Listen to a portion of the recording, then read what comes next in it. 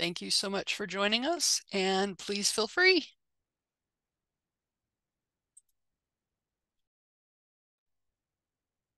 Okay. Hello, everybody. I'm going to share our presentation, and then we will get started. All right. So hello. I'm Stewart. This is my colleague Seyed. We're going to be talking about educational escape rooms and text games today.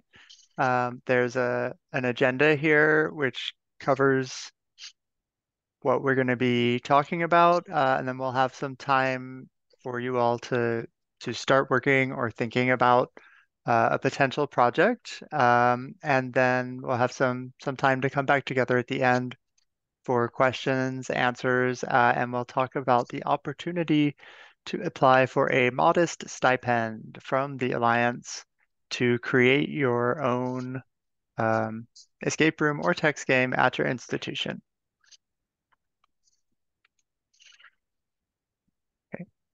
Like I said, I'm Stuart Baker. I'm the Systems and Institutional Repository Librarian at Western Oregon University. And I'm Seyed Shahrokni. I'm an instructional technology specialist with Center for Teaching and Learning at Western Oregon University. Welcome. Welcome. And this workshop, as you may know, is sponsored by that John F. Helmer Professional Development Award from the Orbis Cascade Alliance. Elizabeth has pasted the slides in the chat if you'd rather click through them on your own. Yeah. All right. To get us all started, we thought to give you an opportunity to play around with an educational escape room and then also a text game. So this escape room is a virtual escape room. As you can see, it has a narrative and it goes, my living room has a story to share. Once you know it, you can unlock the door. It's so beautiful out there. So yeah, feel free to click the link that Elizabeth kindly shared in the chat and open this educational escape room, this virtual educational escape room. And as you open it, then you'll notice there are some active elements on the slides that you can click. So click those and you'll see the clues that you need to unlock the door and see how beautiful it is out there. Yeah, let's take a moment for you to take a look around, and once you're done, feel free to just react to it by putting something in the chat.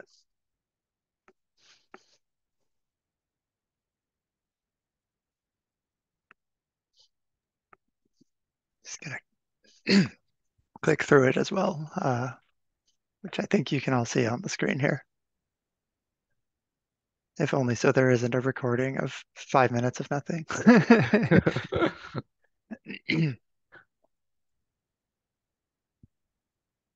Yeah, there's a conversation going on in the room between the elements and the objects, and of course the kitties. Every escape room is better with cats. Absolutely.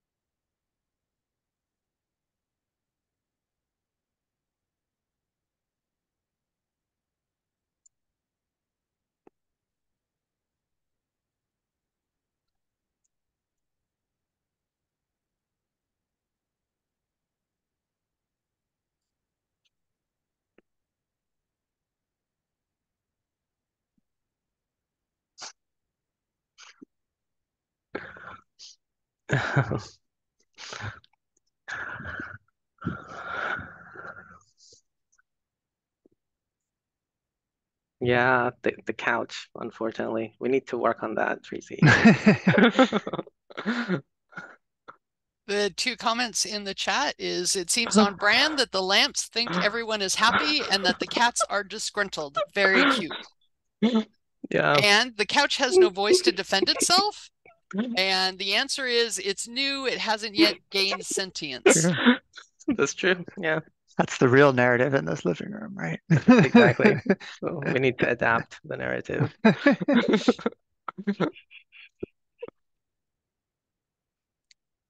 Yeah, thanks for taking a look, exploring this escape challenge. And we'll Yeah. talk about it a bit more later on too. So having gone through it will help contextualize some of the stuff we talk about later. And then, oop, no, it's not what I wanted to click on. There we go. So that was an example of a virtual escape room. This next one, we're going to play a very short text game called 1K Cupid. As you can see, the concept is that you are Cupid, but perhaps you spread a little too much love in the wrong places. You shouldn't worry about it. The point is the king overreacted, and now you are here. And so this is um, a text game. It's called interactive fiction, or IF is what you'll often hear people refer to this as. If you were around in the 70s or early 80s, you may remember this kind of game where you type in things like inventory or north to move around a map, basically, a text map. And this one is useful because it asks if we've played this game before. So I'm just going to type no. And then it's showing us here are the types of commands that you can type in. So again, if you want to take a few minutes and try this out, see if you can escape from the king's cell. You may have to try multiple times. It's a very, very short game.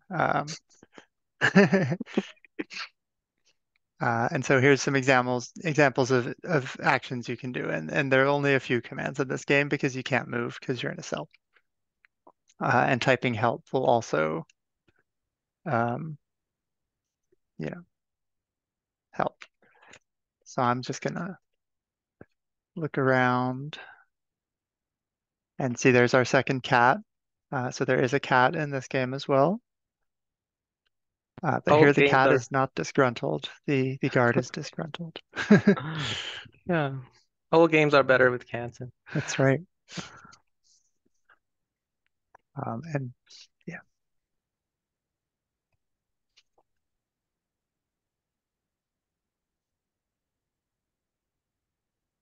I've played this game many times, but I can't remember which arrow to use on which person.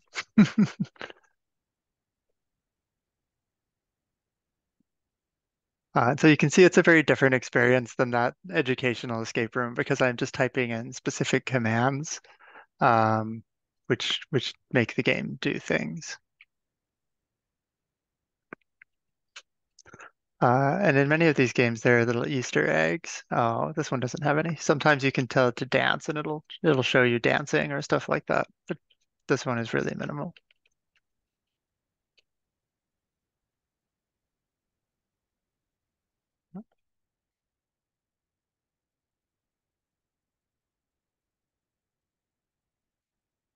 So I didn't manage to escape.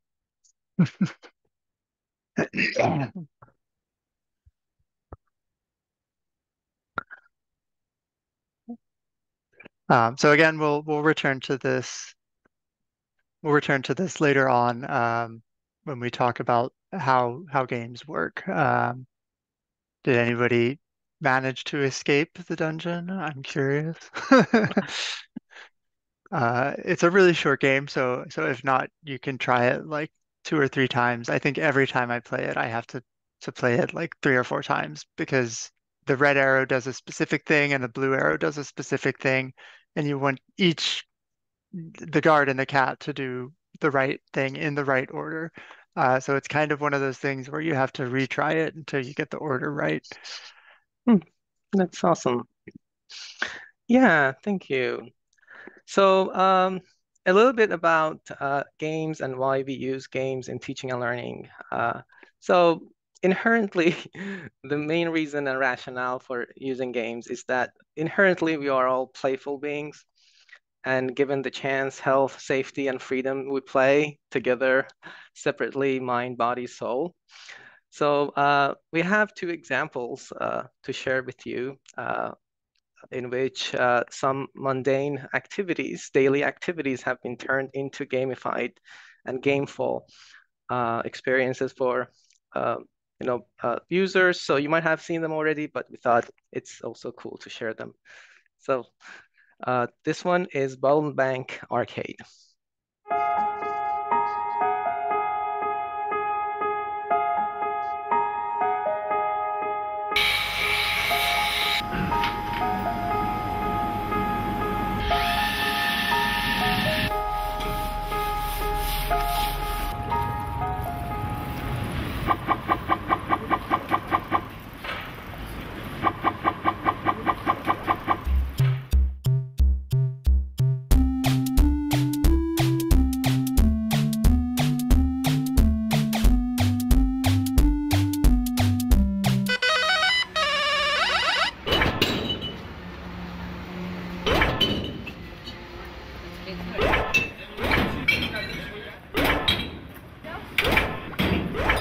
Go Bob.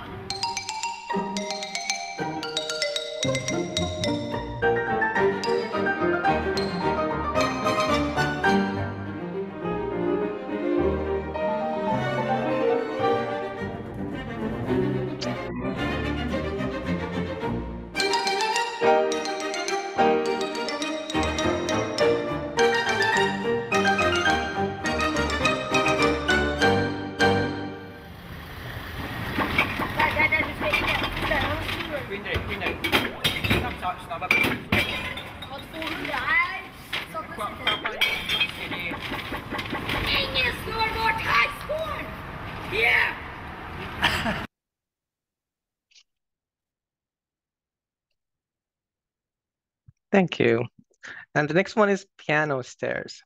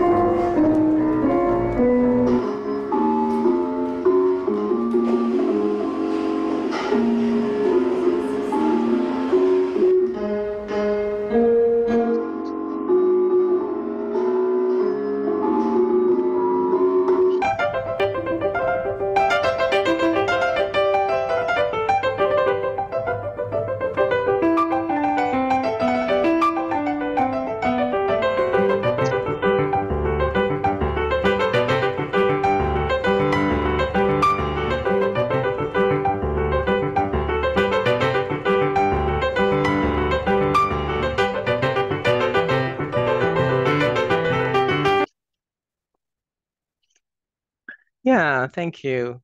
Yeah. Yeah, so yeah, so as you could see in those videos, elements of games had been incorporated into uh, daily activities, including going up the stairs and also recycling. So with this, let us talk about game-based learning versus gamification. These are two of the most frequently used terms in the field, and sometimes they're used interchangeably.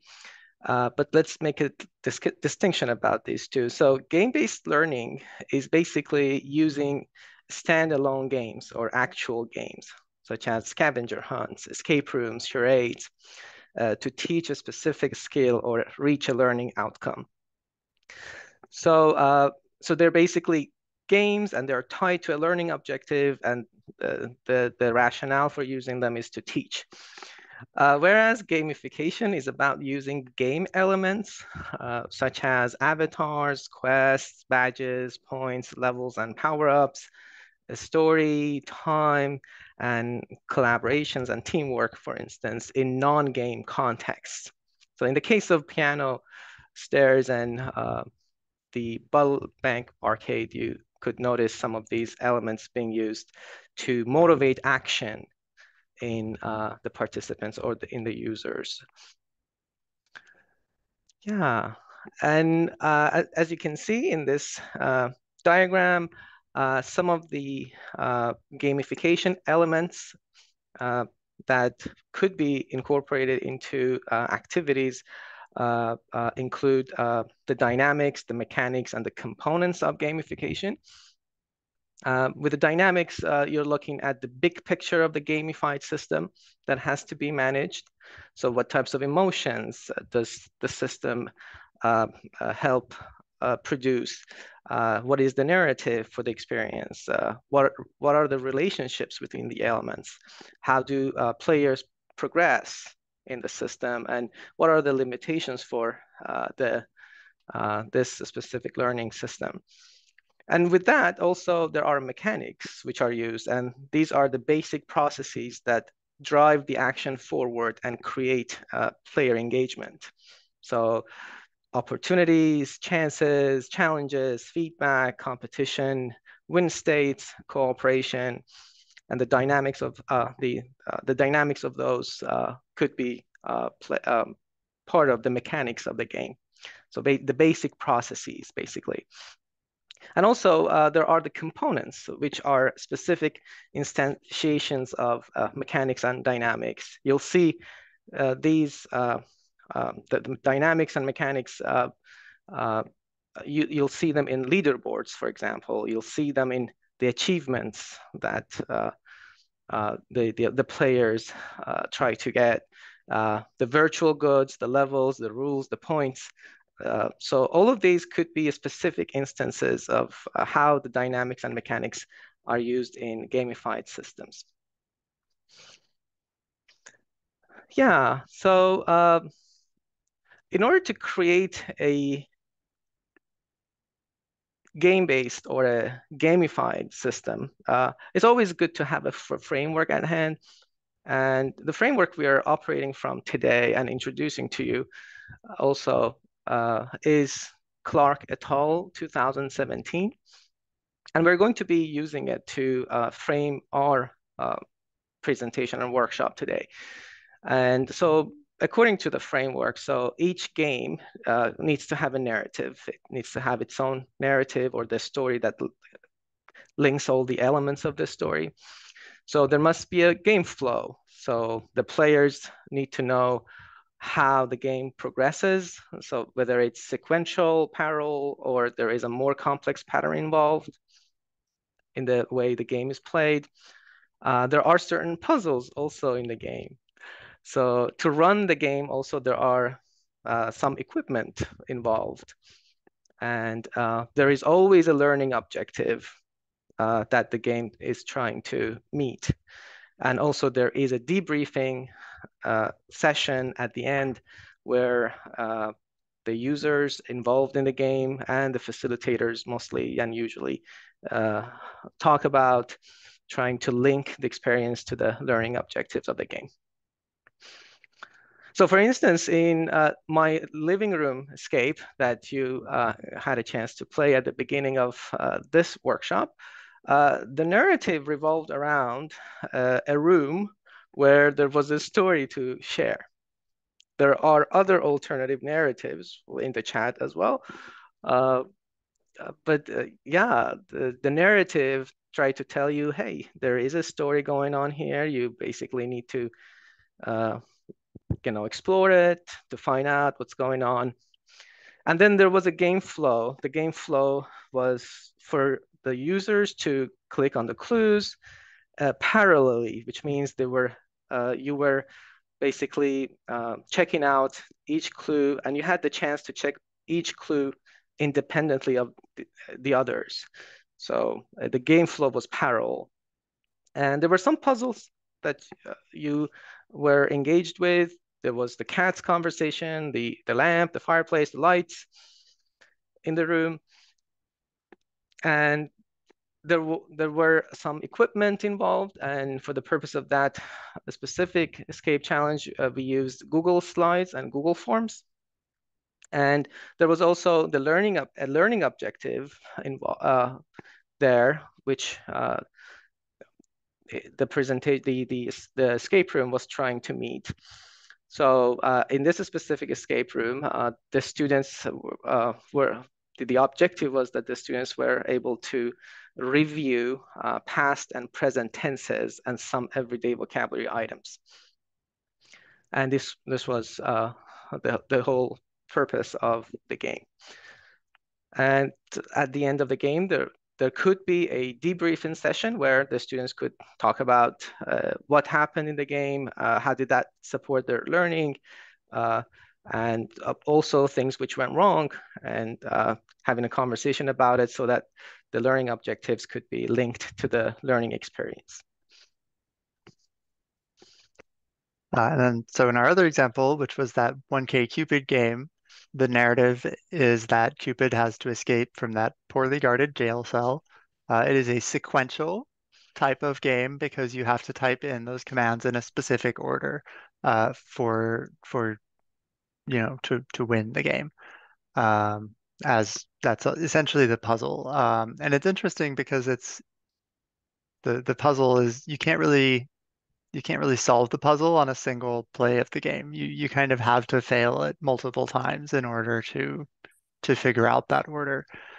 In terms of the equipment for text games, you pretty much will just need a web browser and some specific system that your game is written in. And in this case, this was written in a system called Inform 7, which we'll talk about later. And for learning, this isn't really an educational game, as you may have noticed, uh, but it does have that option at the beginning to learn those basic text game commands. So it's useful in that sense. And then if you were to use this, say, in a class about writing games, you could talk about, how the game works, what troubles people had with it, or something like that with your debriefing. So next we'll go to learning about escape rooms. All right. Yeah, thank you. So yeah, this is the story of how we started our educational escape room on campus at Western Oregon University.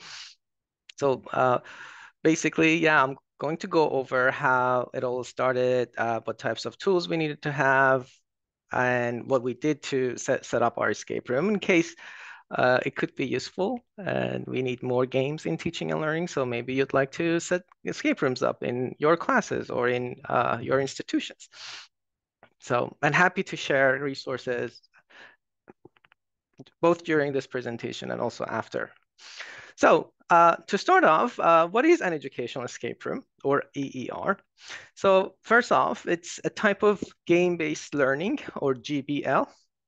So it's a standalone game by definition in which the players either face-to-face or in a virtual experience, either individually or in groups, mostly in groups, they try to engage with disciplinary content and or skills. And in doing so, they try to solve different kinds of puzzle tasks, and usually within a set time frame, usually 45 minutes to 1 hour. But this could also be removed, doesn't have to be there. It's like a speed test or a time test. I mean, since it's an educational escape or educational experience, users could be accommodated based on the context. And it's usually based on a simulated situation. So for instance, at Woo or Western. So there is a link to our escape room at this point. You could check it out. And so you could see that there are in-person and digital escape games currently run in our escape room. And so players could play in groups or individually or solo. So our group sizes, I mean, at this point are up to 8 people. And so uh, it's free. We don't charge the students for it or anybody who is connected to Woo at some level. And everyone can play. So, and also we currently have 3 rooms at our disposal that we use for the purpose of our escape room.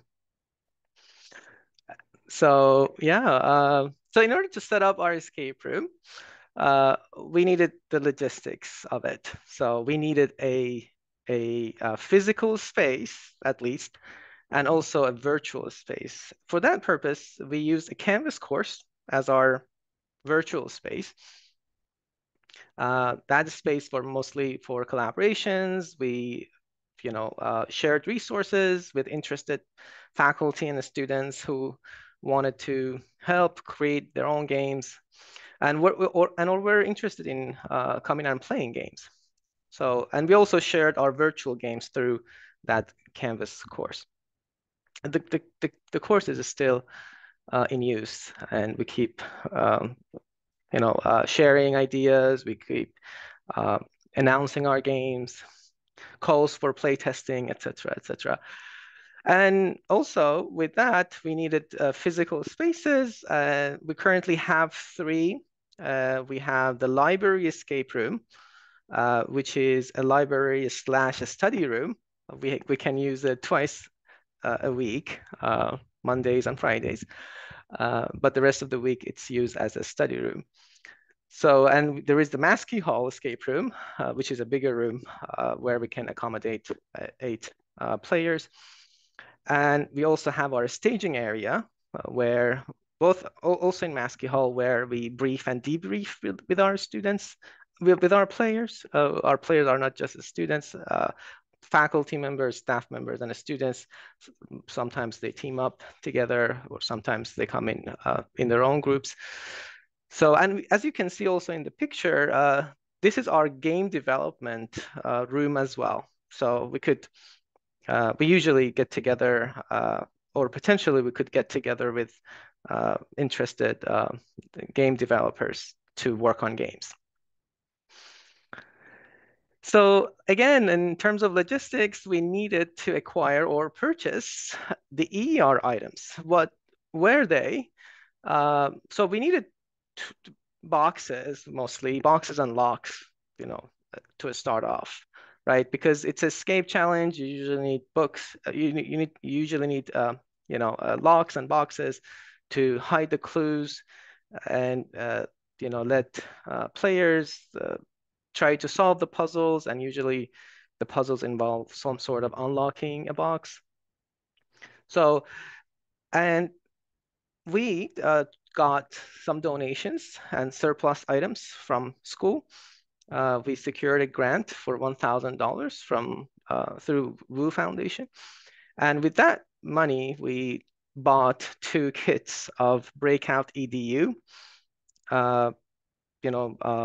Resources.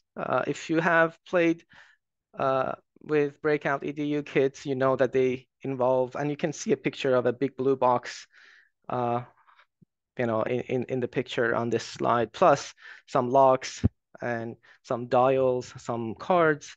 So all of them are just the sorts of things that come in those kits. So they basically resources which could help you get us started on setting up your games. In addition to that, they have a website which you could navigate and explore ready-made educational escapes based on grade levels, and you could just try to adapt them to your context. There are also virtual escape games that you could play. So yeah, this is something we wanted to get us started with, but definitely it's not required to have, as long as there is a framework that you stick to, and you could certainly get the props and the boxes that you need from elsewhere. So doesn't need to go through Breakout EDU, but Breakout EDU was a resource that we tried and to get us started. So we needed boxes, locks, and props. So we also purchased some of those through the grant money that we had secured. In addition to that, we used some of our unit funds to buy a 3D printer. And that would also enable us to print out the props that we needed and not to buy them whenever we needed a new set of props for the games we were developing. Yeah. So, and in order to create games, then we used Clark et al.'s framework, the same framework that you're familiar with from earlier slides. So based on this framework, we needed to create games which had narratives, game flows, puzzles, equipment, learning outcomes, and also a debriefing session embedded at the end of the experience. All right, so in this section of the presentation, I just want to share one of the games that we have created at Western, just show you how we use the framework to basically develop our game. So this is a game map. So we'll come back to it later at the end, and I will try to debunk the individual puzzles involved in this specific escape room now. But as you can see here, so there is a roadmap which shows that every puzzle in the room, every prop in the room has a purpose, and the map tells you what each puzzle points to, what each prop so gives, and what each prop or box or lock requires in order for the gaming experience to go as smoothly as possible. We'll get back to this later. So yeah, the equipment we needed for this escape room were a desk and 4 chairs. The story happened in a library, basically, based on the narrative. And so the narrative for this escape room was that our president had time traveled accidentally to the 5th century. So he was trapped in the 5th century, basically. And now we were supposed to bring him back to the 21st century. And this captures a moment in our history where a new president had just been inaugurated after a long period of time when we didn't have a president. So the school was really happy and hyped about getting a new president. So we try to just respond to this, to the emotions and to this specific time in our history. So accidentally, our president, after being inaugurated, had time travel to the 5th century, and all of the departments on campus were supposed to bring the president back, try to help in their own way. So the story happened in a library. So we needed a desk and 4 chairs. There was a book on the desk. The book that the president had was reading. So there was the big, we needed the big breakout EDU box on the desk with 4 locks attached to it. So there was an echo show in the room, which was optional, but the players could use it to get answers if they needed to. But they didn't need it because all of the questions they had could be answered through the resources and materials in the room. So there was a PC with a Zoom session on in the room, which enabled us to stay in touch with the players and provide them with support if they needed to. And there was also a UV flashlight in the room because some of the clues were hidden in invisible ink. So there were boxes, clock with secret compartment. There was a book with a secret compartment. There were nesting boxes, a storage box, an apple-shaped container, and one apple-shaped container. There was a QR code. There were puzzles and printouts, and there was also a bookshelf and books. So these were the basic equipment we needed for this specific escape challenge.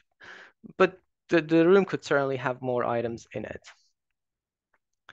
And in what comes next, I will show you how each puzzle worked. For instance, for puzzle 1, so the players started from nesting boxes. They proceeded to the clock with a secret compartment, and they would find a clue and a black light, which led them to the book on the desk, and they would find the combo to the shapes lock, which was attached to the big blue breakout EDU box, as you can see. So in puzzle 2, the clue was hidden in the apple-shaped container. And then the clue led the participants to the book with the secret compartment, which included a test sheet. And in order to answer the questions on that sheet, the players needed to go to the book on the desk. And that would reveal the combo to the 3-digit lock attached to the hasp on the big blue breakout box. So in puzzle 3, there was a key on a cork board in the room. They would find it. There was no need to unearth the codes or just open a box for it. It was just there. And as soon as they found it, they could open the cabinet in the room. And in the cabinet, there was another test sheet. So there was a question which said, what is the correct order for the story? The answer opens one of the locks. And again, they would need to go to the book, and based on the book, they could find out what the correct order was. So, and that led to them opening the ABC lock on the big blue breakout EDU box. There was only one lock left, and that's puzzle number 4. So there was the players started from the biggest storage box in the room. They found a note on a board and a whiteboard in the room, and based on that, they could unlock the box and find pieces of picture that they could put together, and that revealed a code which opened the 4-digit lock on the hasp. And when the big blue breakout box was opened, there was another clue plus a QR code which the students could use their phones to scan, or there was also a URL on the paper that they could just type it in the browser on the computer in the room, and that opened a spell list. A list which included spells to use to bring the president back, and then they used that sheet to speak the spell into the microphone on the machine, on the computer in the room. And that then led to a YouTube video, in which the president just basically told the players that I'm back. I've been in Camelot, but I love Western Oregon University, and it's good to be back home. Thank you. And he also talked about the types of skills that this specific escape room was trying to support, including 21st century skills of collaboration, cooperation, critical thinking, problem solving, etc.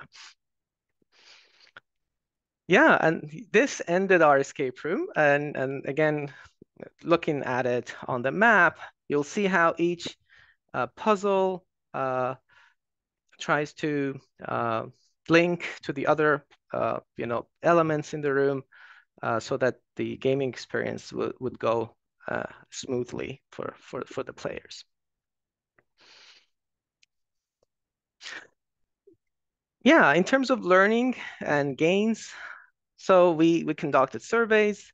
In our survey, 54 participants who played the game shared that the escape challenge helped them with their teamwork, with their communication, collaboration, creativity, critical thinking, engagement, content knowledge, and technology use, which were the learning objectives of this specific escape room. So the escape room tried to support students or the players' 21st century skills and technological literacy. And based on the 54 participants who played this game, we could see that it had served its goal and its purpose. And also, the level of effort that the students had shared with us, their perception of how engaged they were in the game also showed us that it was a successful experience. Of course, this game was play tested multiple times. There were suggestions that led to revising the game elements, mechanics, and dynamics multiple times before it was ready to go. And those were helpful in making sure that the game was as smooth as possible. So yeah, currently, I mean, what we're engaged in is basically making our games scalable. So we're basically trying to box our games. So making sure each game has its own box, and this box could be moved around across institutions, across classes, and it's very exciting where we are at this point right now. And if you wanted to learn more about this experience, check out the article, which is linked here at the bottom of the slides. So it's basically the same journey, but in an article form. And there are resources, any resources that one would need to run this specific game or use it as a template to build another educational escape challenge following the same format could be there, could be downloaded and reused. So it's an open game. Feel free to use it if it works for you. Yeah, thank you very much. So we're going to take a quick 5-minute break if anyone needs to get up and stretch and move around a bit. So here at 9:50, we'll come back and we will talk about text games.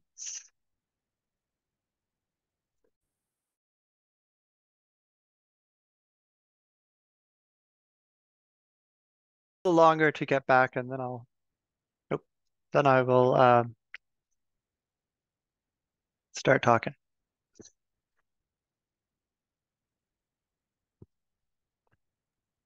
Sounds good.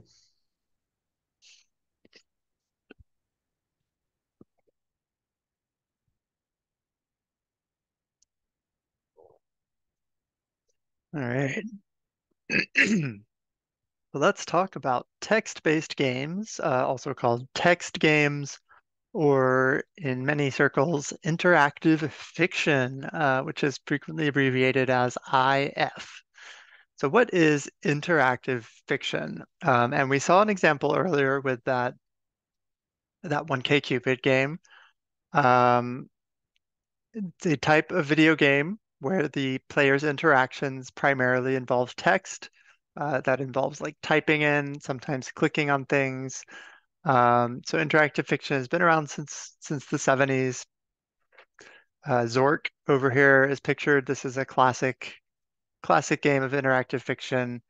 And you can see here there's a description of a field that the player starts in with a house and a mailbox. And you can see the player examining the mailbox and then opening the mailbox. So again, it's that typing in those commands to move forward the gameplay. There are, however, different types of interactive fiction. There are two main types that folks usually talk about. One is the parser games like Zork or 1K Cupid. These are usually text only. You type those commands in, and they usually require some sort of specialized software, which is what the parser is called. But these days, most systems support publishing them as an HTML page that can play without the need for that system. They frequently involve puzzles. Solving puzzles is a big part of these games and how you move the story forward. And you do have to understand how to type those commands. Sometimes they can be really, really specific, like phrasing that you have to figure out before you can succeed at something. The other type of interactive fiction is choice-based games. If you think about the choose your own adventure books where you have, you read the story and it says if you want to go left, turn to page 5. If you want to go right, turn to page 17. It's kind of like that, except on a web page. And these usually involve some amount of HTML formatting, like colors or, styled links, background images. You can even include like audio or video in them. Basically anything you can do on a website. The play in these, instead of typing, you usually click on a link to advance the game or to reveal things. These are published as web pages, and they're usually more story-like than those parser games, although they certainly can feature puzzles. And again, you can't usually type in those choice-based games. The next two slides just have some examples. If you're looking at our slideshow later, you can try playing some of these classic parser games or some of the more modern ones. I will say the classic ones are usually punishingly hard and will kill you at the drop of a hat. Especially the Hitchhiker's Guide to the Galaxy, which is notorious for you losing the game if you do like one move wrong. And these are some example choice-based games. They're all from 2012 and on because that's when systems to make these really, really became popular.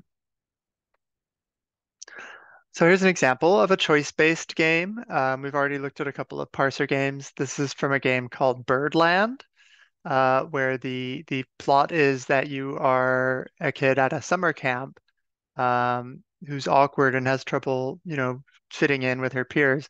And then every night when you go to sleep, you dream about weird bird people. And so in this case, on this screenshot, you're dreaming of being the sheriff in a town in the Wild West, but for bird people.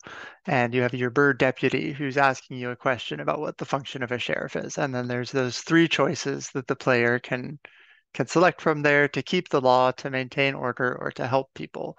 And depending on which of those you choose, it would slightly affect, how the rest of the game plays out or what the next screen is. Or sometimes it can even just affect how you interpret what's written there. If you're interested in learning more about interactive fiction, you can check out the resources on this slide. The Interactive Fiction Technology Foundation is where I got that definition of interactive fiction earlier. There's also a forum, like a web forum, to get involved with people who write these kind of things. And you can see many, many, many games that people have written in the Interactive Fiction Database and IFComp, which is an annual competition for new pieces of interactive fiction. So let's talk a bit more about writing interactive fiction now that we know what it is, at least somewhat. No matter which type of text game that you're writing, these are driven by a player's actions or a player's choice. That's what moves the story forward in most cases. Um, and that means that those actions and choices should typically have some sort of consequence. If the exact same thing happens, no matter what choice the player makes, players will start to feel kind of bored, like, well, what's the point? What's the point of my making choices if they all result in the same thing? And that can really sap engagement with the game. And in an educational setting, of course, those actions and choices can have educational contexts as consequences. as well as narrative consequences. I will also say that you shouldn't be afraid to let your players fail. So for example, with that 1K Cupid game, you basically had to fail in order to figure out how the game worked. So failure can actually be a really useful technique in interactive fiction. And in web games, you can typically click like a back button, and there is actually an undo command in most of the parser games. So if you do fail at something, you can go back a step and try something different in modern systems anyway. There are many, many different authoring tools for interactive fiction, um, and each of those differ slightly, even if you're looking at two different choice-based tools or two different parser-based tools. So there's some links here to two blog posts by Emily Short, who's a very well-known interactive fiction author. If you know any interactive fiction authors. And those talk more about how the tool you select really can change how you approach writing your game at all. This slide just has some links to the most popular tools for writing interactive fiction. There's three on the left here for parser games. Inform 7 was the one we saw with 1K Cupid, but Adrift and TADS are very similar. And then on the right, we have the three most common choice-based tools, ChoiceScript, Ink, and Twine. And there's one called Quest, which is sort of a mix of both. It has you type the commands, but it also shows on the right-hand side of the screen a list of commands that you can click on, which can make that a bit more approachable to people who've never played a game like that before. And there is a completely exhaustive list at the bottom there on the Interactive Fiction wiki page. But many of the systems are really obscure, and these are probably all you really need. So I'm going to look a little bit about how you might write a story in two systems. I'm going to look at Twine first, which is a choice-based system, and then I'm going to look briefly at Inform 7 as well. So Twine is a tool to write choice-based interactive fiction. You basically create a series of passages, and these are sections of text and links and actions that connect to each other. So you can see on the screenshot here on the right, there's these little boxes with arrows, and that represents the relationship between those scenes. So you start at the start section, and then you can either go to the credits section or you can go to Dijonren's antechamber, I think is what that says. And from there, you move around to the three different sub-stories that this particular game I made has in it. And once you've published this, of course, it's a web browser like that Birdland screenshot we saw.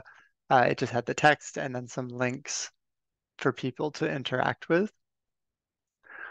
Twine is really nice if you're not into programming or coding much. It requires very little programming. It's mostly just writing text and inserting links. So you can see on the right here, there's just a couple paragraphs of descriptive text. And then we have to the west lies the closest of your fields. And these two brackets around this turn this word west into a link, which points to a passage called a field. And then the same thing down here. These point to specific passages. And so that will create those links that the players click on to move around in the story. And then there's a little bit down here where if this specific variable is set to a number 2, then it returns this first bit of text. Otherwise, it just gives you a message saying you have to keep exploring. And in Twine with the editor that you can download from their website, there are ways to insert these variables, commands, and different types of links without having to type in the specific programming syntax. So it's really pretty friendly if you're new to game writing or just hate the idea of having to program something. And here's an example Twine code and what the output looks like. So there's just a header, which comes up as a header. And then there's these two text links, draping and drafting, which you can see over here are presented as links. And then again, these with the arrow in the middle will show this bit on the left of the arrow, but it will link to the passage that's on the right of the arrow. And some of the types of Twine syntax also lets you just put HTML in. So you can use like paragraph tags and stuff like that to add formatting as well. So that's Twine, which is, again, one of those choice-based systems. Now we're going to talk about Inform 7. This is creating those parser games like 1K-Cupid, where you type in the commands and the system reacts and tells you what happens next. You can see on the right, this looks very different from the Twine game. It's almost like a kind of object-oriented programming where you define the discrete parts of the game separately, and then the parser kind of connects them for the player when the player starts the game. And those parts of the game that you write out are in on the left here, rooms, characters, containers, and items. And containers are just items that can hold other items. So you can see on the right here, we have descriptions of two items. One is a pillowcase and one is the infernal fluctuator. And so these are defined. It says it's a thing, so it exists, right? And then there's the description of the infernal fluctuator, which is just a bit of text that will show up when the player examines it. And then this pillowcase, there's the description, and it says the player carries the pillowcase, which means it'll be in the player's inventory at the start of the game. And then there's some rooms here. So Old Man MacGuffin's Doorstep is the name of one of the rooms. There's a description.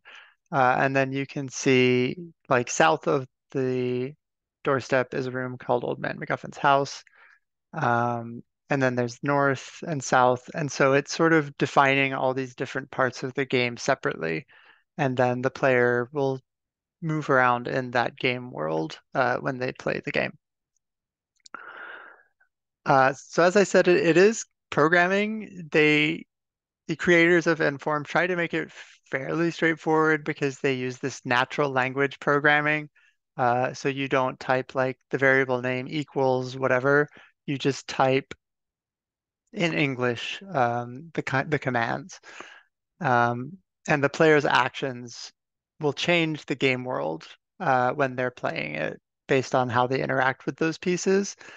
You can only put text in Inform with some very limited formatting, like italics, um, unless you feel like hacking around with the JavaScript that it outputs, in which case you can force insert things, but it's kind of complicated. And whenever I'm thinking about a parser game, I find it's best to figure out what your rooms and puzzles will look like before you ever open up Inform to start writing that. So you might make a map on a piece of paper. You might even just write out what your items are and what the descriptions of them are, who your characters are, how the player will go through the puzzle. And then once you have all that figured out, then it's a lot easier to translate what you wrote on a piece of paper into this specific syntax of Inform, especially if you've never done anything with it before. And so here's an example of what happens when you try to give the candy box, which is one item, to Old Man MacGuffin. And the point of this game, you're trying to get rid of the infernal fluctuator, which has trapped you in a time loop. But so you have to sort of trick the character into taking it. And so if it's inside the candy box, but the box is open, so the character will realize what's in there and he won't take it from you, and it'll stop that action. But if you give it to him successfully, he'll take the box, he'll take that fluctuator, and it changes a few other things and moves the player on to the last part of the game. Here's a super, super basic Inform game. All this text on the left, this is actually the entire game. So it's literally just like 4 paragraphs long. And it tells you when play begins, say you need to escape the room, but how? And you can see that up here at the very top of the output. The player carries a key, so the player has an item in their inventory that's a key, as you can see here, where I means inventory, you're carrying a key.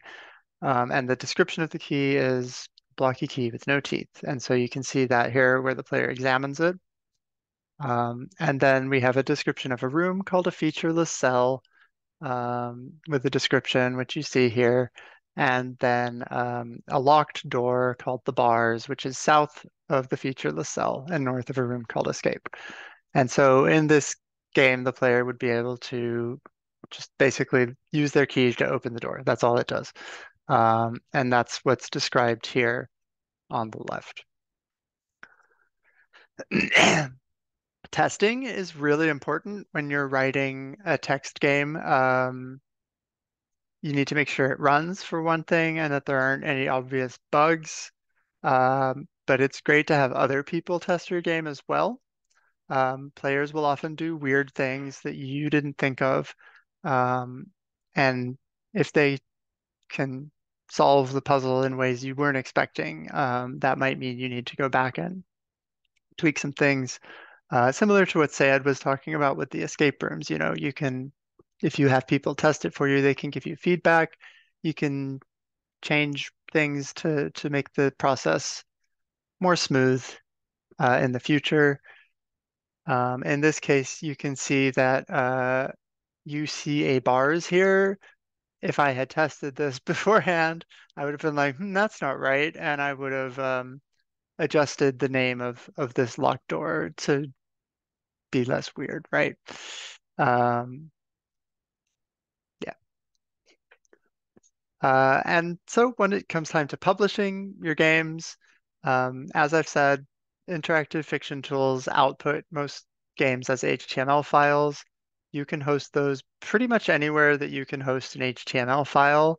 GitHub is a good repository for code. You can put games on there, and then people can access them. Itch.io is a independent game website, marketplace kind of thing. It's free to post games there. It's free to make an account. You don't have to charge people to download them. 1K for instance, was on Itch, and you could see we could just play it right in the browser there without having to sign in or anything.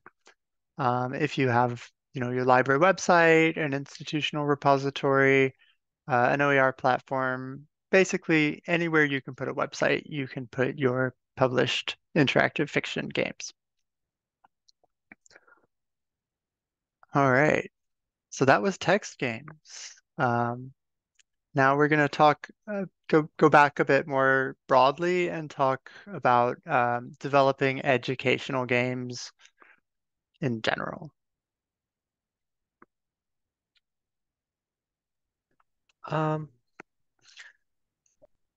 all right. I hope everyone's all right. All right. Okay. So as we talked before, so in order to create an educational game, uh, you need a framework. And just to make sure everything's there and the game runs as smoothly as possible. So the framework that we're presenting to you is still in line with Clark et al.'s. So your game needs a game overview. You need learning objectives for your game to make sure it's a learning experience. And we'll talk about all of these later on. So you need a narrative and thematic, you know, design for your game. So basically you need those elements there. So there should either be a story or a theme or both. Theme support a narrative, narrative support the theme. So there should be a game flow. I mean, you should decide how you'd like your players to move around in the game that you're designing. So there need to be puzzles and characters for the players to engage with, and you could think of those as learning activities that you could have in a classroom.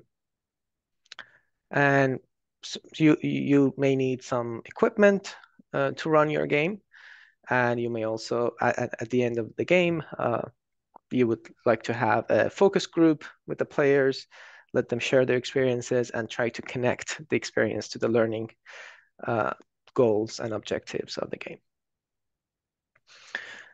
Yeah, so we have created this game template for you to draft your game. As you can see, so it's a Google Doc, so feel free to make a copy of it and use it when designing your games. You'll have all the different components of a game and also examples and also a little bit of description for each component. So we're going to use this later on during the work time when we try to think about what types of games that we would like to create. And you could certainly use this later as well when after this workshop when you apply for the grant that we'll present to you at the end of this workshop as well. Okay. So we're just going to go through briefly and cover what these different elements are in a bit more depth, starting with the overview. So the overview is what you would think of as just the big picture of your game. In fiction, people call these elevator pitches, the idea being that it's something really short and pithy that you can say to someone when you're on an elevator with them for like 30 seconds to give them a good solid idea of what your game is. And you can use your overview at the start to help guide you as you write. Sometimes it's easier to figure things out first and then go back and put it together into a coherent overview.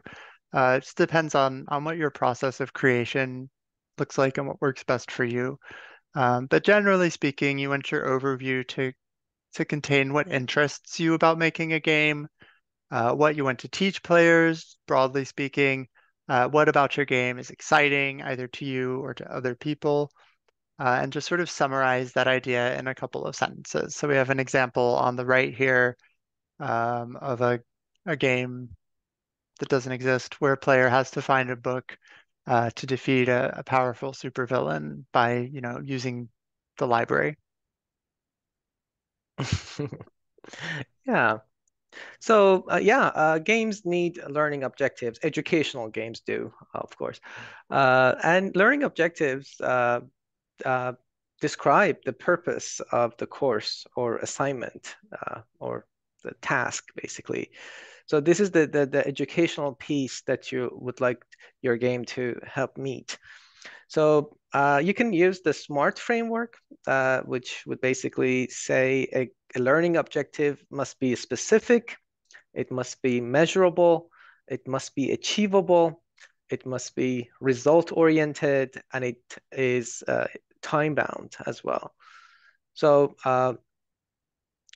for instance, on the right, you can see an example of a learning objective. After completing the game, players will be able to locate books using the Library of Congress called number system. So this is a specific learning objective, and the type of action which is expected from the students is also specific. It's measurable, it's achievable, it's result-oriented, and it could be time-bound because usually lessons are presented in a timely manner and there's a time frame to present and also assess the ability, the skill which has been taught. Another example could be the learning objective, which went with the virtual escape challenge that you played at the beginning of this workshop. Students will be able to review past and present tenses and some everyday vocabulary items in a teaching English as a foreign or second language classroom, for instance. So again, this objective is measurable, it's specific, achievable, results oriented, and also time bound. So the action verb review could be tested, it could be taught, and also in the previous example, locate, the action verb locate could be taught to, could be assessed, and it's concrete and measurable. Okay. So the next topic we'll cover is the idea of a theme. Themes are something that help your players engage with your game or help your readers engage with your story or whatever. This could include like details about the setting where the game takes place, using a specific like genre like science fiction or fantasy fiction or literary fiction or something, or an adventure game, that kind of stuff. The time period. If you think about commercial escape rooms are usually really, really big on theme. Like they have all the props designed to look like a 1920s New York or something like that. Um, Too many thematic elements can be kind of distracting. Um, and when you're thinking about a theme, you want to think about what details would work well with your learning objective and your big idea. So, for example, if you were making a game about a library at a university for superheroes filled with weird books, you would probably want to come up with some library and superpower related things. If your players were going through the game, and suddenly one of the puzzles is about rescuing an injured knight from a dragon in third century France, that's going to really just be like, what? And kind of take people out of that whole learning experience. Yeah, I mean, this is a good point, Swords. And similar thing happened with us playtesting the Trapped in the Fifth Century game. So as you could see in the pictures, there was a hot dog shaped keychain on the corkboard. So one of the comments that we received from our playtesters was it would be nice if you could just use a medieval, genre, uh, object like a sword instead of a hot dog in the middle of a medieval genre. Hot dogs are famously associated with 5th century England. That's true. Yeah, yeah, closely related to the idea of themes is the narrative of the story. And usually there is a little bit of both involved. So narratives could support themes, themes could support narratives. So, and the narratives are the stories, basically, which envelope your game. So your game is happening in a narrative. So the characters are involved in a narrative. So there's a story that keeps the players moving through the game. So why the elements in the room? But why is this happening? What's going on? I mean, all the WH questions sort of, uh, uh, you know, the, the questions which the learners need answers to are included in the narrative. So, what is my role in this game? What am I trying to accomplish? And yeah, on the right, you can see an example of a story. So, for instance, it's your first day as a library student assistant at Hero University. You've just clocked in for your shift when the head librarian makes an emergency announcement. The university is under attack by the modernists. Please go to the emergency bunker at once. So, and then based on that, you just take action to deal with the situation. So, narrative is just the overarching basically story which connects all the elements. Right. And you might approach that differently in like an escape room setting versus a text game setting where the narrative could maybe go through the entire game because you're reading it as you sort of solve puzzles and progress, right? Mm-hmm. And speaking of solving puzzles and progressing, the game flow, this is something you need to think about when you are working on the game, but it's not something like the narrative or theme that players will necessarily notice. It just describes the ways that players interact with your game. So there's those three main types of game flow here. Parallel, where the players can complete puzzles or move through the game in any particular order.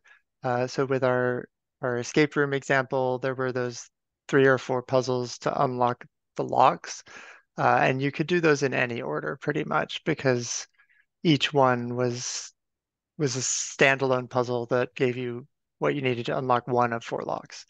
And then sequential, where you have to proceed through that game in a specific order in order to succeed. So you have to do the task in the right order. So like in 1K Cupid, you had to figure out what that right order was and do things in that order. And then there might be path-based. You could think of this like a scavenger hunt in a real life setting where you have to visit specific locations. So you have to follow a specific path through the game.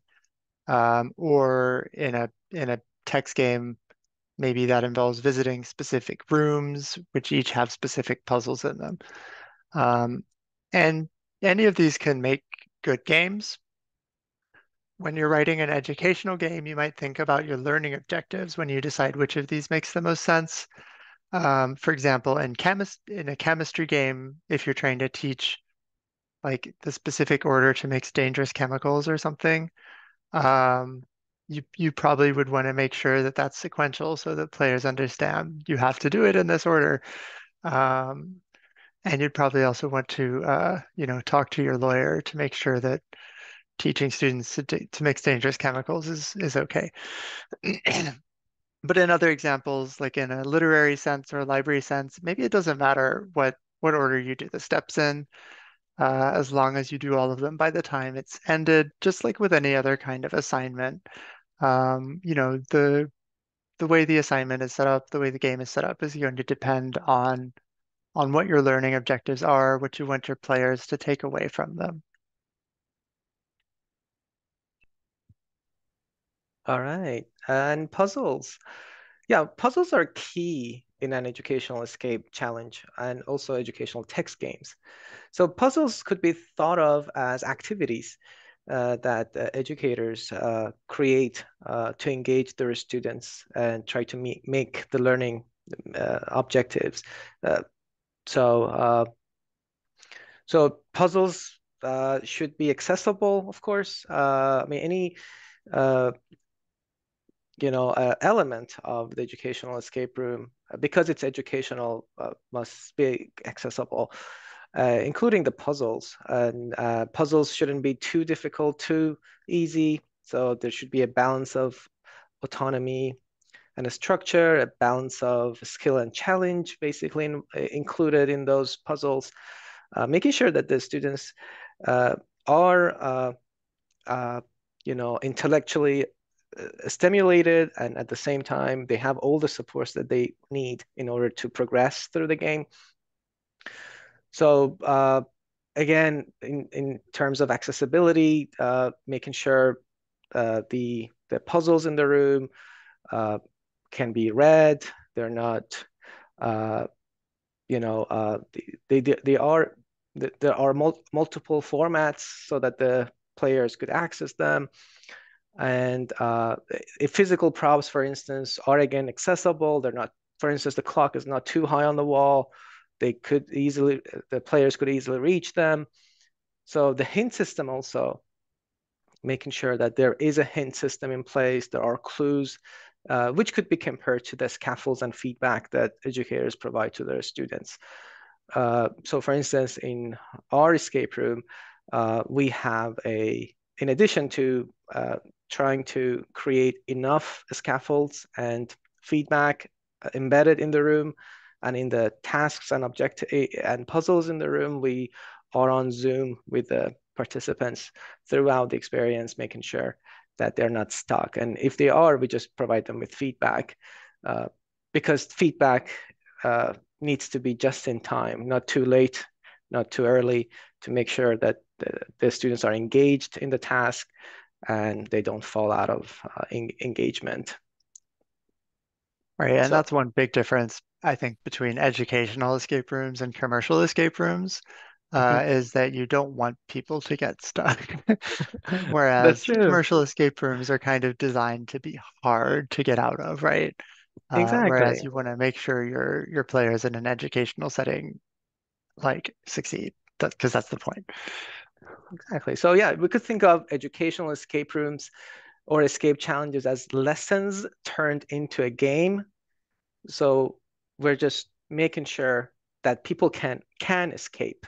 It doesn't mean that yeah, it doesn't mean that the game shouldn't be challenging, Right. but there should be enough scaffolds and feedback in the room to make sure they can escape, uh, and they're not stuck, as you said. So Right. entertainment-focused escape challenges may uh, give you lots of red herrings and just trying to keep you in the room by raising the difficulty level of the game to an extent that people are stuck, they don't escape. But in educational escape challenge, it's important that they are accessible. There is enough support and scaffolds in the room because it's a lesson turned into a game mostly. And at least ideally, you don't design lessons to make your students get stuck and frustrated. That's true. And so for equipment in an escape room, as we saw in Syed's description earlier of our Trapped in the Fifth Century game, that can include physical objects that you use to set up your puzzles, like the Apple box, the black light flashlight, the Book of King Arthur, and so on and so forth. In a virtual escape room or a text game, you're obviously not going to need physical objects most of the time, but you'll still have as equipment like the type of system you're using to create your game. So that might be Twine, that might be Google Slides in a Google form. You'll need to think about where you're going to host your game. So the library website, for example, or on itch.io. And you could also think about other ways that other other pieces of equipment that you might need to get your game in front of players. So maybe you set up a kiosk in your library that has your game on it that people can just stop by and play when they want to, kind of like an educational arcade where people can compete for the top score or something. Yeah. And the end piece in an educational escape or educational text game is the debriefing, could be the debriefing. For an educational escape room, it is definitely there. It's like those moments at the end of the classroom when everybody gets together to share and discuss and reflect. So debriefing at the end of the escape room is very important to tie the learning experience or the play experience, the gameplay, to the learning objectives. What did we learn today? And answering those essential questions of why we did this today and what was the point. And also gives us a window into what worked and what didn't.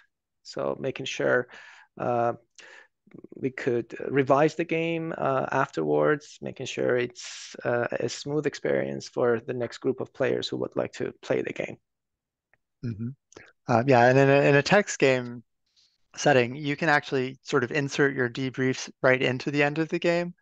So I wrote one about being a scholarly communications librarian, for example, and the very end section of the game, after you worked through the day-to-day life of a scholarly communications librarian, was you went and met with your boss, the dean of the library, and they gave you feedback like, oh, well, we saw you had trouble with this, so maybe next time you could try that. Or, oh, you way overburdened yourself on service, try to do better, that kind of thing. So that was sort of built right into the game. But I also had a a library science professor who used it in his classroom like as an exercise, and they had play students play through it, and then they ask questions about it out loud. And so players would say things like, "Whoa, I just got punished for volunteering to do something," like because it was trying to teach that the idea that you can't really volunteer to do absolutely everything. So then the professor could kind of talk about, yeah, well, blah blah blah. So that's an example of how that debrief might work differently in a classroom versus for a solo player of something. And that's it for our presentation part of the presentation. So we have some time now to try and brainstorm an idea on your own, or to, work with with some colleagues from your institution if you're here. Just ask questions of us, of each other. I believe there are some breakout rooms that Elizabeth has set up. And I think we're going to stop the recording now, but maybe we have questions first that we can answer before we do this. So those are on the recording too. Question in the chat. Do most of these design tools create accessible games? That is an excellent question. And the answer is sort of. um, Twine and Ink, I think, do okay. And I think ChoiceScript does as well. Most of the parser tools, like Inform, are probably not accessible. They are just text, and so a screen reader might be able to go through them, and you are just typing. So from that aspect, they're kind of accessible, but sometimes depending on um,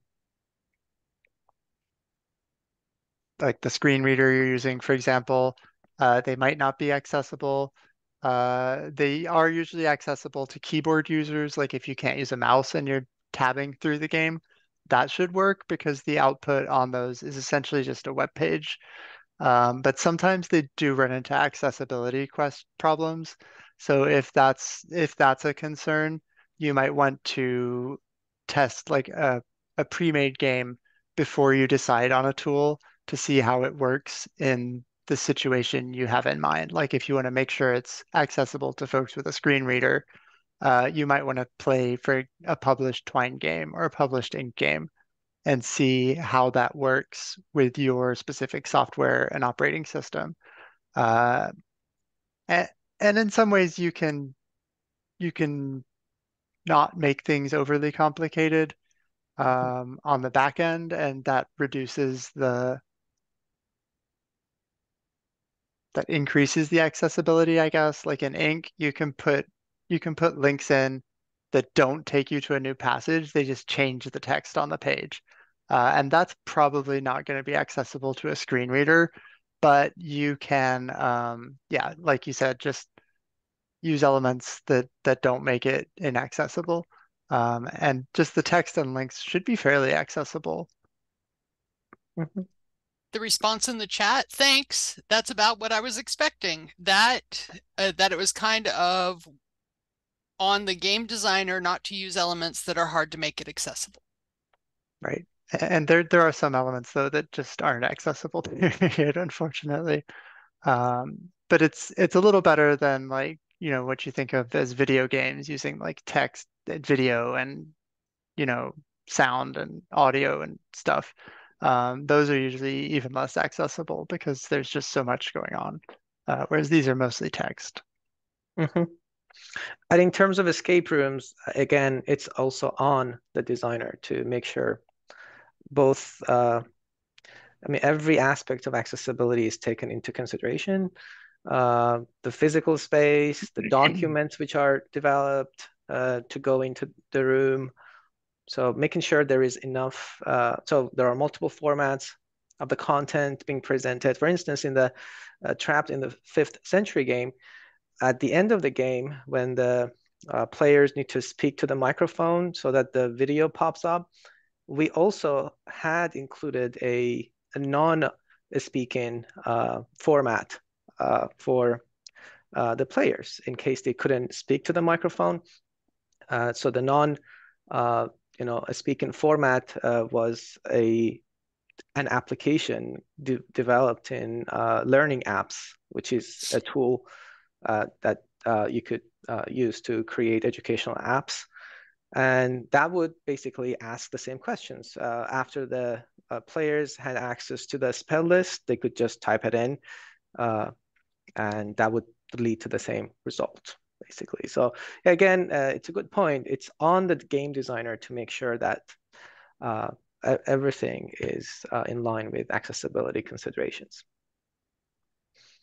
Right. Another question in the chat. Can you give some more details on how you do meaningful debriefing asynchronously and online? Yeah, so I think Syed's living room escape is a good example of that because it directs users into that Google form. After you've opened the door, it takes you to a Google form where you type stuff in. I don't know if you have more Yeah, and on it. also, yeah, th thank you, Stuart. In the face-to-face version of the Escape Challenge, we used 4C cards, again, part of the Breakout EDU kit. So the 4C cards are basically critical thinking, problem solving, 21st century focused cards. And one of the ways that we use them is to let players after the game draw cards from the pack, I mean the deck, and on those cards there are questions which then everyone could answer in turn, and then that could create a conversation between the all the players in the room. So the questions are mostly sort of focus on 21st century skills. There is an example of those cards on the article, which is shared in the chat. So yeah, there are various ways of supporting the debriefing, including the Google form on virtual escape challenges and also in face-to-face challenges. You could always create ways to engage the players in conversations and spark ideas. So the And response to that was, so basically an online survey. Thanks. Sorry to interrupt. no worries. So another example, this is the one I was talking about, which is that library themed game. And so I just clicked through it real quick. Um, Up here was where I was answering people's questions and telling them what I was going to do for them. And then it takes us into this wrap up section of the game. So it sort of explicitly tells the player, you did the thing, you're at the end. Let's see how you did at managing your schedule, at helping people as a librarian without like overwhelming yourself. And so you check your calendar, so it's decently full, but you're not completely overwhelmed. So that's kind of, you took on a reasonable amount of work. You didn't just like push everything off to the side, but you didn't take on too much either. And then you click this link, ask for whether you did a good job.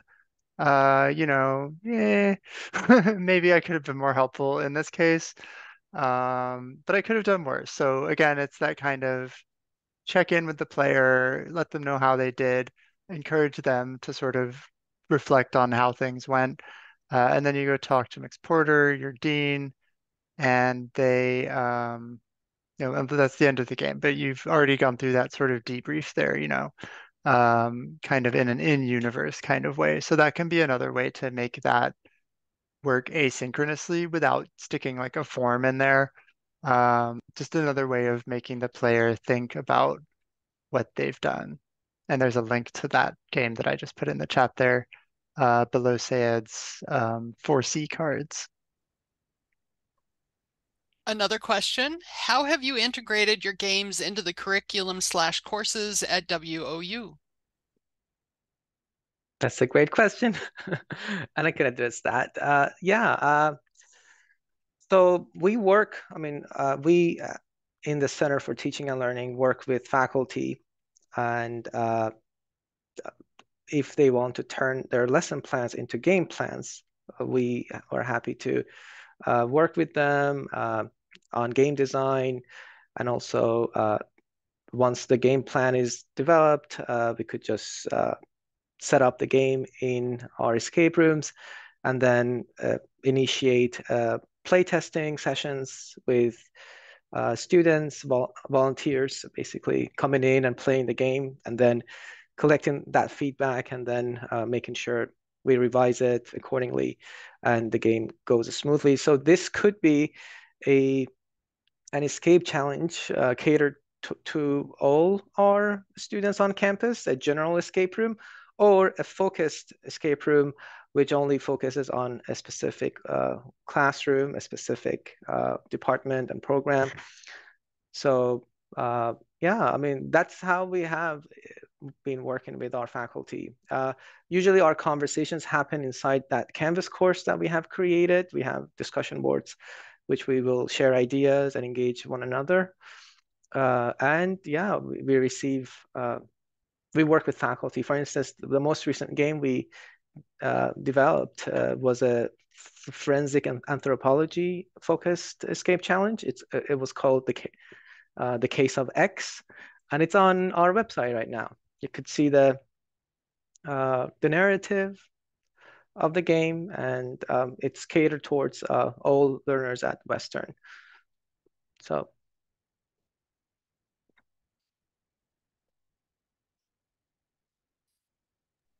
The next question, how easy is it to update a virtual text game or escape room? I can talk about the escape room.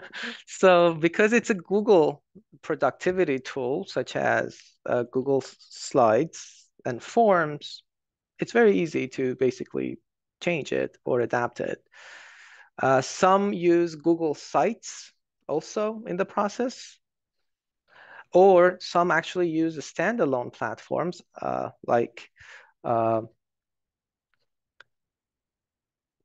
break something. I will look it up right now. But yeah, there are standalone tools as well. But in the case of the living room escape, it's a Google slide and form, so it's pretty easy to change it and update it. Yeah, I'll look up another platform while Stuart talks about text Sure. games. Yeah, so in terms of text games, it depends on the platform you're using, but they will usually, sorry, just random filler words while my mouth catches up with my brain. Uh, Depending on the system you're writing in, it will create a specific type of file. You can publish those files separately from um, the HTML version of the game. So for example, here's some stuff I'm playing with in Twine. None of them are really educational. We'll look at this Twine for OERs, which is where I got that example text about the flat patterning. Um, so if I were to update this game, I would just download the file for the game, open that into Twine, and Twine also lets you just import HTML games. So if you download an HTML file that has the Twine game in it from somewhere, you can just open it up in Twine and make changes to it.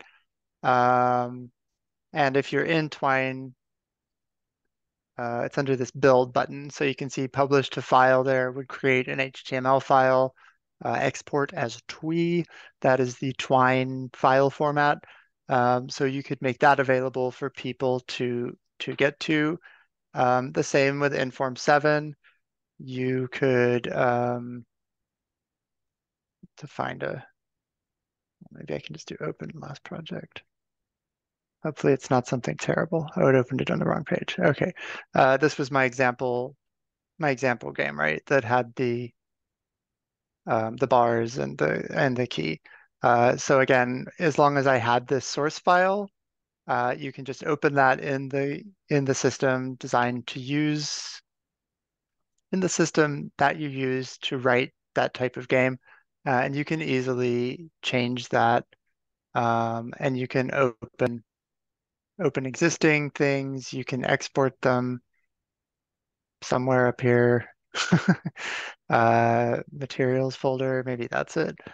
Yeah, I don't know, but there's just like with any other type of like published document, think of it like a PDF that you can't edit. That would be your HTML file that gets exported, but you could also just export like the Word file equivalent that anybody could just pick up and edit.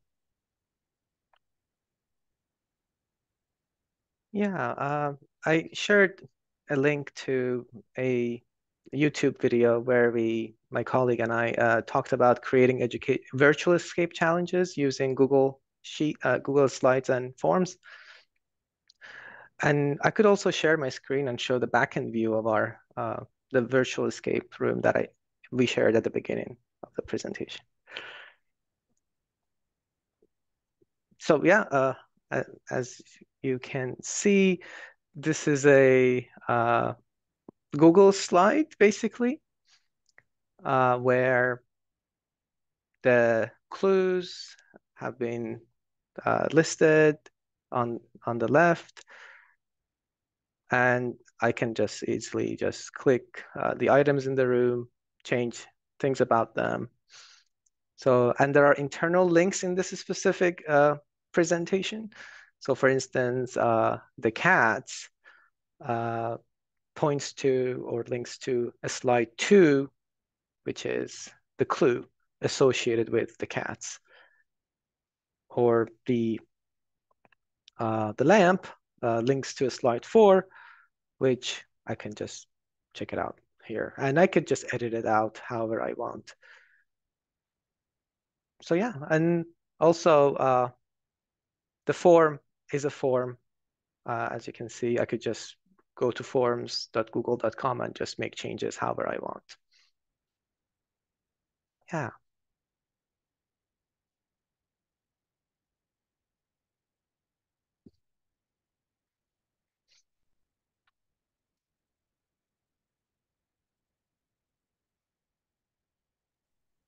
You can so that question for text games or escape rooms, do any of the apps have the option to put a time limit to answer a question?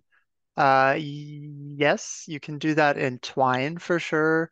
At least in some versions of Twine. Twine has a bunch of like sub languages, which is kind of weird. But the default one called Harlow does allow you to add like a time limit. And so if that time limit ran out, you could just automatically move the player onto the next slide that says, "Oh, you ran out of time. Here's an answer," or something like that. Um, I'm less sure about some of the other text game tools, but if you're into like JavaScript programming, you can usually extend things and build on them. Yeah, and in the case of escape rooms, yes, the standalone app such as Roomscape Maker, which is the link is in the chat for you folks to check out. So it is possible to create a timer and have it in the room, and actually most of them do. And in the case of Google productivity tools, you can always import again a timer, an image into your slides. But it may not be as smooth because once the slide is reloaded, the image, the GIF file would be reloaded. So you may want to say something about that. Can't believe you said GIF, Seyed. I'm not talking to you anymore. Some call it GIF, some call it GIF. GIF/GIF. Sorry about that.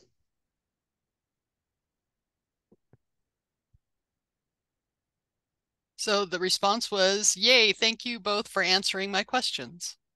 Of course.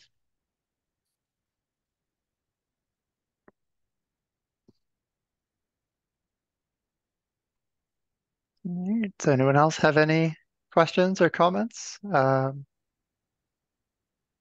We do have time built in for like, thinking about creating a game.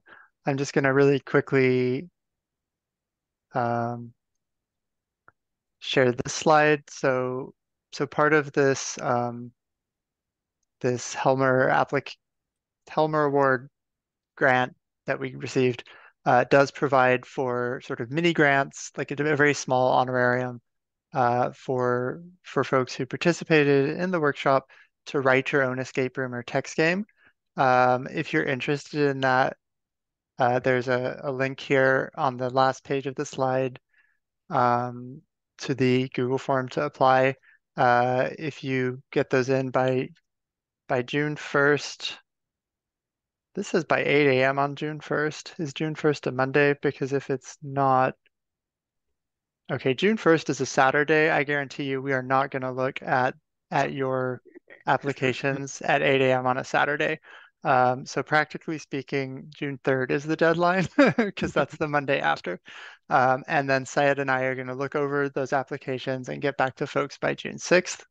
And then there will be a longer period between now and November where you can work on that. We can help you out. We can respond by email if you have questions. or if you need help like with a specific bit of code or a specific bit of escape room setup. And then the games that are created as part of this will be hosted somewhere, either on the Orbis Cascade website or Western Oregon University or somewhere. So that link is there. We do now have some time to brainstorm, think about ideas, work on stuff, like sort of start coming up with ideas for that application. And this template that we provided earlier, if you fill this out, you will essentially be able to fill out the Google form, because the Google form asks you pretty much all the questions that are on this and maybe one or two more things. Yeah. We do have a report that the link that you had that was put in the chat, it needs to have permissions opened up. Ah, okay. I bet what I Um, did was I shared the, oh, I don't know what I did. I will fix that. The other comment in the chat is, as a digital preservation librarian, it sounds like the resulting game is HTML. Technically, I wouldn't need software or an emulator to play the game in the future. In theory. Unless, yeah, the short answer is yes. The long, more complicated answer, as I'm sure you're aware as a digital preservation librarian, is it depends, but probably yes. Um, they they do rely on like JavaScript usually or some similar thing, so you might potentially need to like bundle that with the HTML somehow, or potentially like emulate a circa 2024 HTML environment. But yeah, essentially an HTML game. Really, you could even do like with the Google Slides as an escape room. You could even create a PDF file if you wrote like an escape room in Microsoft Word, for example. You can do that same thing as in Google Slides, where you link to specific bookmarks within the document, so people could click on a specific link and go to a specific page of the PDF. And that would be even more accessible preservation-wise, and probably also for users with screen readers um, or just keyboard users than some of the um, other things. I am not sure what is going on with that. Oh, there we go. That link should work now for the form. There was an option that said restrict to Woo, which I turned off.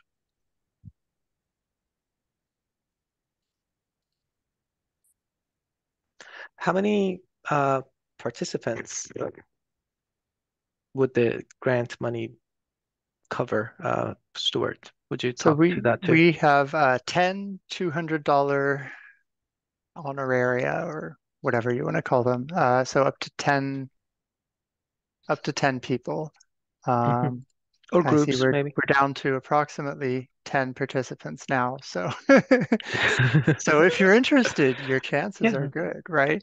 Mhm. Um, And the way we designed the form was for individuals submitting it. Potentially, you could work with other people at your institution, and each get like a $200 honorarium to put something together. Um, the idea of the honorarium is essentially to compensate you for the time and effort that it takes to create this. You could put it towards like a breakout EDU lockbox or something if you wanted, but you don't have to, right? Like making these takes a lot of time. Um, Mhm. yeah, Absolutely. So if we are going to give our participants an hour and still let out at the same time, we probably need to open our breakout rooms for conversations. We do have one more question, two more questions, one of which is, can the game be for training your student library assistants?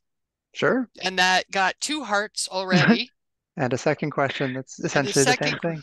yeah, are there stipulations to the type of gamer audience? For example, if my goal is to make a training for my student employees as part of or as part of the training. Yeah, definitely. So the one part of the form that is a little different from that worksheet that we shared, we'll just ask like basic information. What kind of game are you planning to make? Really basic description, and then here's your target audience. So who is your game intended for? So there, that might be student library workers, for training purposes. If there's an instructional need that you have one, but it's optional, you can type that in. And if you plan to implement the game, right? So you could apply even if you aren't necessarily going to implement it at your institution, because as part of this, we will still take what you've created and we'll share it with other folks who could then use it at their institution. And it does sound like there is interest from more than one place in games to train library student workers. That's true. And I think that's great. Why not? Right? It's another resource. And that the focus is on the immediate surroundings of yours. And yeah, why not? So I would say though, if you're thinking about that, and for purposes of sharing out, it might be good to think about training that is like highly specific to your institution versus training that could be more broadly accessible to folks elsewhere, or just making it so that it's easy to adapt it to the needs of another institution. That would make it like more reusable, that kind of thing. Yeah, that's a great point.